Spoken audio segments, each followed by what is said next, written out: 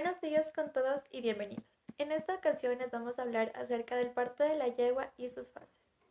El periodo de gestación de la yegua varía entre los 330 y 345 días, dando un total de 11 meses aproximadamente. Cuando el momento del parto está cerca, hay ciertos indicadores que nos avisan, tales como el descenso del abdomen o el aumento del tamaño de las ubres. Esto ocurre de 3 a 4 semanas antes del parto. Y durante las 24 o 48 horas previas, el aumento del tamaño de las ubres es más notorio y estas comienzan a secretar pequeñas gotas de leche en combinación con calostro. Cuando la yegua está por parir, busca un lugar y momento de relajación, por lo que el potro nace generalmente durante la noche. Este proceso incluye 3 fases, en donde participa una gran cantidad de hormonas. Sin embargo, también pueden existir problemas tales como la distocia. Todos estos sucesos los explicaremos a continuación. Consiste en un aumento gradual de contracciones del músculo del útero que dura entre 1 y 4 horas. Esto está determinado por la liberación de la hormona adenocorticopra por la hipófisis fetal, y en consecuencia se produce un evento conocido como la inversión esteroidal, en el cual ocurre en la placenta materna, donde los niveles de estrógenos y prostaglandina F2-alfa incrementan, mientras que la progesterona desciende, provocando la liberación de oxitocina por parte de la neurohipófisis materna, responsable de la iniciación de contracciones uterinas. Durante esta primera etapa, el potro se da la vuelta a una posición extendida hasta conseguir una posición de cabeza, cuello y patas delanteras extendidas. El cuello del útero empieza gradualmente a dilatarse, la vulva se relaja y comienzan a aparecer secreciones. Al final de la primera etapa del parto, las patas delanteras y el hocico del potro se abren paso a través del cuello uterino ya relajado, favoreciendo su posterior dilatación y arrastrando consigo a la placenta. En el cuello del útero la placenta es muy delgada y no está unida al cérvix. Esta zona es conocida como estrella cervical, la cual se rompe con la presión de las contracciones uterinas contra los fluidos placentarios, provocando la liberación del líquido alantoideo, lo que da comienzo a la segunda fase del parto. En esta etapa del parto, la yegua se muestra inquieta, puede echarse, levantarse repetidamente, sudar, mirarse a los costados. En definitiva, muestra varios signos similares a los de un cólico. Se cree que estos continuos movimientos favorecen al posicionamiento del potro en el canal del parto. Comprende la etapa de expulsión. Es la más corta y a la vez la más compleja e importante, ya que marca el inicio de las contracciones uterinas fuertes para la expulsión del potro.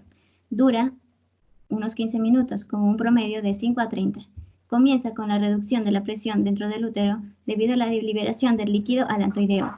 Las contracciones uterinas en esta fase se ven ayudadas por las contracciones abdominales. La respiración deprime el diafragma, aumentando la presión en el abdomen, aumenta la presión sobre el útero y de esta manera ayuda a empujar al potro. En el inicio de esta fase se puede ver el saco amniótico o alantocorión a través de la vulva y tocándolo podemos sentir las patas y el hocico del potro. Esta membrana debe ser abierta para permitir al apneus que contiene al feto ser expulsado primero, de lo contrario el potro puede asfixiarse. La yegua posee un canal de parto curvo, por lo tanto, el potro nace con la cabeza hacia abajo, hacia las patas de la yegua, con lo que, si es necesario ayudar al potro a salir, debemos traccionar siempre en esa dirección, nunca en forma paralela al suelo. Normalmente el potro sale con su cabeza entre sus patas delanteras. Una vez que los hombros y el tórax han pasado a través del canal del parto, el resto del cuerpo sale con relativa facilidad. Inmediatamente después del nacimiento, el saco amniótico se rompe y el potrito levanta la cabeza y empieza a respirar. Si el saco no se rompe, debemos romperlo rápidamente. El cordón umbilical debe ser dejado intacto. Por sí solo se marchita y se rompe naturalmente cuando se mueve la yegua o el potro. El hecho de romper antes el cordón umbilical puede hacer que el potrito pierda hasta 1.5 litros de sangre. Este periodo de tiempo inmediatamente después del nacimiento marca el comienzo de la unión maternal-potro. A continuación, vamos a hablar sobre las hormonas que participan. Tenemos la relaxina, que empieza en la primera parte de la gestación, mantiene su concentración durante el parto y cae a las 24 horas después de este.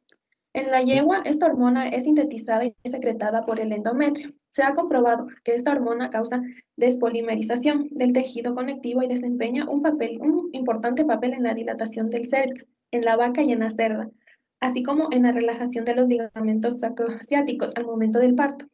Otra hormona son las prostaglandinas. La liberación de prostaglandinas induce en el parto. En la yegua, las prostaglandinas son esenciales para un parto normal, estando principalmente involucrada la prostaglandina F en la estimulación de las contracciones miometriales, mientras que la prostaglandina E ayuda a mantener la actividad de ductos arterios y a controlar la circulación fetal y placentaria.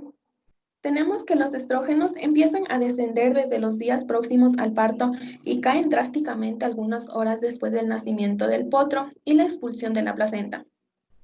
La oxitocina es una hormona que ayuda a contraer el útero en el momento del parto. Durante la dilatación del cuello uterino y de la vagina provoca una descarga de oxitocina que produce la mayor presión del parto. La progesterona. En la yegua, el nivel de progesterona permanece bajo hasta los 10 a 13 días antes del parto.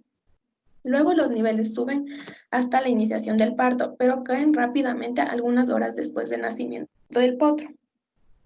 Como recomendaciones, debemos dejar que la yegua para sola.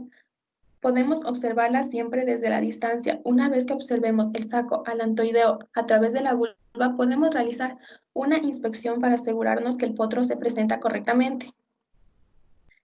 La madre no debe ser molestada ni se debe romper el cordón, por lo menos hasta transcurrir 10 minutos después del nacimiento. Cualquier interferencia en este periodo puede acarrear consecuencias negativas sobre la vida del potro, ya que pueden reaccionar de forma agresiva hacia el mismo. No debemos confundir el comportamiento agresivo con algunas yeguas que dan pequeños muerdos a los potros con el fin de estimularlos a que se levanten. Si estos muerdos son excesivamente agresivos, puede ser necesario poner un bozal a la yegua y vigilarla para evitar posibles daños al potro. Es la expulsión de las membranas fetales. Aquí continúan las contracciones uterinas pero con menos intensidad, gracias a hormonas que actúan al momento del parto, como por ejemplo la oxitocina. En esta fase se produce la eliminación de la placenta, líquidos restantes y favorece al útero a volver a su estado normal. La placenta comienza a encogerse debido a la pérdida de sangre que sufre esta al momento del parto y sale al revés, es decir, la parte interior que le está cubriendo al feto va a salir de manera exterior. La duración de esta depende de la yegua. Hay tiempos que duran 30 minutos después del parto, 3 horas después del parto o al mismo tiempo junto con el potro. Cuando el tiempo en expulsar la placenta pues es máximo 10 horas, pues se debe de tratar con medicamentos u hormonas como prostaglandina F2-alfa.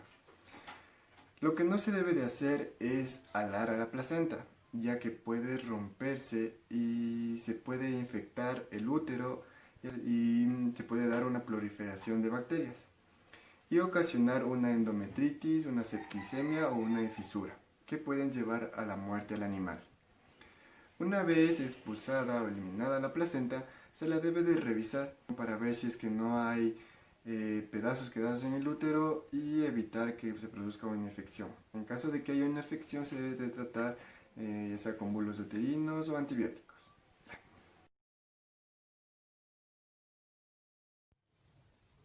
En la tercera fase del parto nosotros nos podemos encontrar con problemas que impiden el proceso natural del mismo. A esto denominamos distocias. Pueden provocar una reducción de oxígeno en el canal que llega al potro. Tenemos dos tipos de distocias, las fetales y las maternas.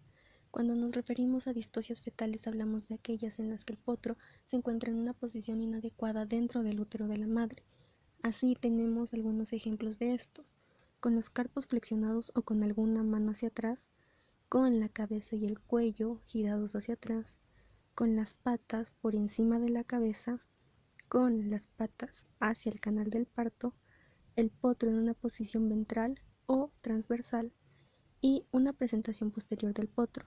En esta última debemos ayudar al potro a salir puesto que primero salen las patas traseras y la cola. Si nos referimos a distocias maternas, estas suelen ser muy raras. Sin embargo, la más habitual es un fallo en la ruptura de la estrella cervical, en la cual se presenta la placenta con una coloración roja y se la puede observar a través de la vulva de la madre. Además, esta suele estar intacta. Lo que se procede a hacer en este caso es romper la placenta y se da el proceso natural del parto. Sin embargo, se debe vigilar la oxigenación del potro para evitar complicaciones. Además, también pueden presentar problemas asociados a fracturas. En estos casos, lo que se procede a hacer es una cesárea inmediata. Como conclusiones tenemos que el desarrollo del parto se produce en 3 fases. Una primera fase de colocación del potro en el canal del parto, una segunda de expulsión y nacimiento del potro, y la tercera de expulsión de la placenta y anejos embrionarios. Las distocias fetales son producidas por la colocación incorrecta del potro dentro del útero materno, mala presentación, que impiden su salida a través del canal del parto. La endometritis es causada por una infección del útero. Puede deberse a clamidia, gonorrea, tuberculosis o a una combinación de bacterias vaginales normales. Es más probable que se presente después de un aborto espontáneo o de un parto. También es más común después de un trabajo de parto prolongado o de una cesárea. Y por último, el cuidado de la yegua gestante es importante para asegurar que la cría tenga todas las ventajas posibles en cuanto a su salud y desarrollo. Además, es vital mantener su capacidad reproductiva futura. Muchas gracias por su atención. Nos vemos en una próxima ocasión.